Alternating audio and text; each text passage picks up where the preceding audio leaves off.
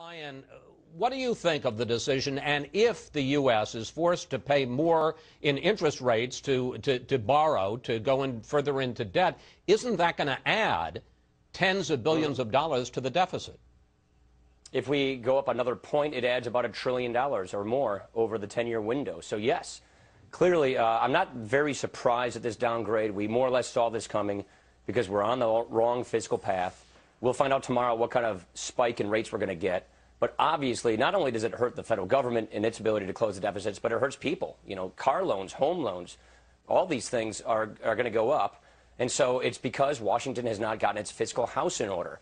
And to me, this is just more vindication of our actions. We passed a budget which, according to somebody from S&P yesterday, would have prevented this downgrade from happening in the first place. We passed a budget that would make the debt peak in 2 years at 74.5% of GDP and then go steadily down from there on after. So we've put out a plan, very specific plan, to address this situation, pay off the debt, balance the budget, reform the tax code to create jobs in the economy. You got to have two things: spending cuts, debt reduction, along with economic growth and job creation. And this isn't going to help us get that. But Congressman Ryan, I just want to follow up on that before I bring in Mr. Miller. Isn't that a little bit like a doctor saying, I did the operation perfectly, but the patient died because... Well, no, we haven't done the operation. Sir, let me just finish. In its announcement, S&P condemned the political dysfunction here in Washington, the gridlock here in Washington. Let's put up what they said.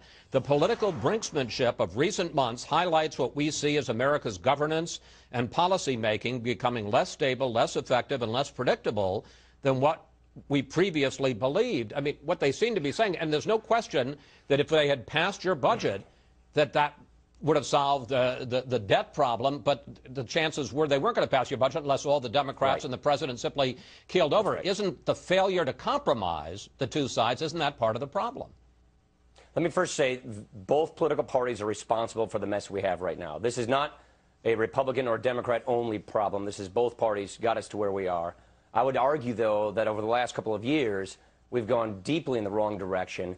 The kind of compromise you need to actually fix the structure of our debt, just like the gentleman just said previously, our entitlements. And unfortunately, our partners on the other side of the aisle, the President and the Senate, have always been unwilling to put a specific plan out there to address entitlements, specifically health care entitlements.